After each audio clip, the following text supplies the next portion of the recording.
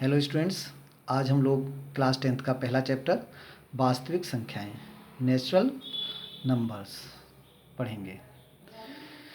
इस चैप्टर में सबसे पहले यूक्लिड विभाजन प्रमेय का यूक्लिड डिवीजन लेमा कहते हैं जिसे इसे पढ़ेंगे।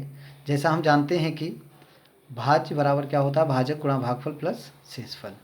ठीक है, ये क्या होते हैं उसके लिए एग्जाम्पल देखिए। जैसे कोई संख्या 21 है, इसे मैंने 5 से भाग किया, 4 बार लगा और एक शेषफल बचा। ठीक है, तो ये जो 5 क्या है, ये हमारा भाजक है। 21 क्या भाज, 4 भागफल और एक क्या है शेषफल है। भागफल को हम Q से लिखेंगे और शेषफल के लिए R से लिखेंगे। ठीक है, अब हम लोग जानते हैं कि जब हम इन संख्याओं की जगह संख्या A को संख्या B से भाग करें, आपका शेषफल क्या, भागफल आया Q और शेषफल बचा R। ठीक है, अगर इन सारी संख्याओं को हम इस तरह से लिखें तो हम लिखेंगे A बराबर V into Q plus R, या हम इसे लिख सकते हैं A बराबर बी क्यू प्लस R। जहाँ जो R है, R क्या होता है, R हमारा शेषफल होता है। ठीक है, यहाँ हमने लिखा है कि जहाँ R क्या है, छोटा है B से और 0 के बराबर होगा या 0 से बड़ा होगा।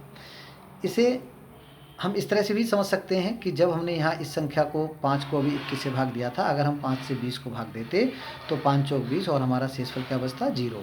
21 को भाग दें, 21 को 1, 22 होने को देने पे बचता 2। अगर यहाँ पे हमारा 23 होने पे 3 और 24 होने पे 4 शेष बचता। अगर यहाँ पे 5 होता तो हम देखेंगे क्या शेष बचेगा, क्या क्या 5 बचता, नहीं, 5 शेष नहीं बचेगा, फिर आपका शेष बचता 0। यहाँ से ये स्पष्ट है कि जब भी किसी संख्या को हम किसी संख्या से भाग देंगे तो जो ये शेषफल होगा वो सदैव भाजक से छोटा होगा।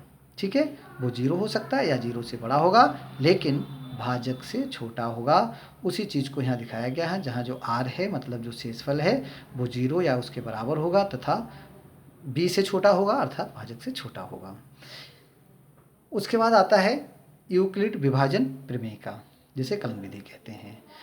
जब किसी क्वेश्चन को हम विभाजन प्रमेयिका की सहायता से हल करते हैं तो उस क्वेश्चन में कई सारे चरण होंगे। जैसे मैं आपको यहाँ दिखाऊं कि एक जो क्वेश्चन हमने किया है उसमें यहाँ हमने लिखा है स्टेप 1, स्टेप 2, स्टेप 3। जब किसी क्वेश्चन को इस टाइप से स्टेप वाइज हल किया जाता है तो उनके जो सारे स्टेप्स बनते हैं उन्हीं को हम क्या कहते हैं, एल्गोरिथम कहते हैं।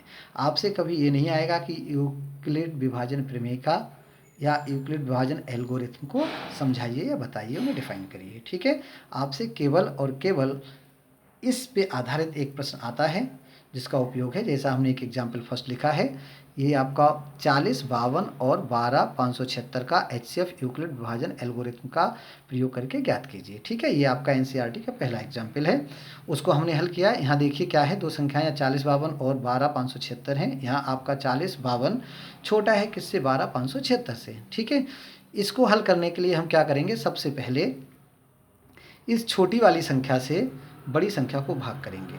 ठीक है, यहाँ आपका 3 भागफल आया और शेषफल कितना बचा है, 420। इसको यूक्लिड विभाजन प्रमेयिका के द्वारा अगर हम लिखेंगे तो वो आपका यहाँ लिखेंगे स्टेप फर्स्ट। 12, 576 बराबर क्या आएगा, यहाँ से देखिए 12, 576 बराबर 40, 52 गुणा 3 प्लस 420। क्लियर हुआ। इसी तरह से आपको स्टेप 2, 3, 4, 5 को आगे दोहराना है। ठीक है, कब तक दोहराना है, जब तक आपका शेषफल 0 प्राप्त ना हो जाए। ठीक है, पहले स्टेप को हमने लिख दिया। अच्छा, दूसरा स्टेप भी देख लीजिए। दूसरे स्टेप में आपका ये क्या है, 40, 52, ठीक है, बराबर 420 गुणा 9 प्लस 272। जैसा कि यहाँ स्टेप 2 हमने यहाँ पे सारे स्टेप डाल दिए, स्टेप 1, स्टेप 2, स्टेप 3, स्टेप 4।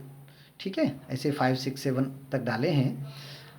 दूसरा स्टेप हम कैसे करेंगे, जो आपका यहाँ शेषफल बचा है 420। ठीक है, इस 420 से हमें भाग करना है। किसे भाग करना है, जो पहले स्टेप का भाजक था, अर्थात इस 420 को इस 40, 52 को भाग करेंगे। शेष हम स्टेप 2 में उसे उसी तरह से लिख देंगे। ठीक है, अर्थात स्टेप 2 अगर हम यहाँ से देखें तो 40, 52 बराबर होगा 420 गुणा 9 प्लस 272। ठीक है। इसी तरह से हमें इसको रिपीट करना है। कब तक रिपीट करना है? जब तक कि शेषफल शून्य प्राप्त नहीं हो जाता है। तो जो हमारा लास्ट स्टेप यहाँ लिखा हुआ है कि हमने 4 से भाग करा है किसको? 24 को। 4 छंग 24, शेषफल क्या बचा? 0। और लास्ट स्टेप को हमने यहाँ लिखा है कि 24 बराबर 4 गुणा 6 प्लस 0। जब आपको शेषफल 0 प्राप्त हो जाए तो उसका मतलब लास्ट जो भाजक होगा, लास्ट स्टेप का जो भाजक होगा वो आपका HCF होता है। ठीक है। तो इस क्वेश्चन का HCF क्या हो गया? 4 हो गया। इसका आप एक बार रिवीजन करेंगे और इस पे आधारित कुछ क्वेश्चन अभी हम आपको भेजेंगे जिसे आप हल करेंगे। धन्यवाद।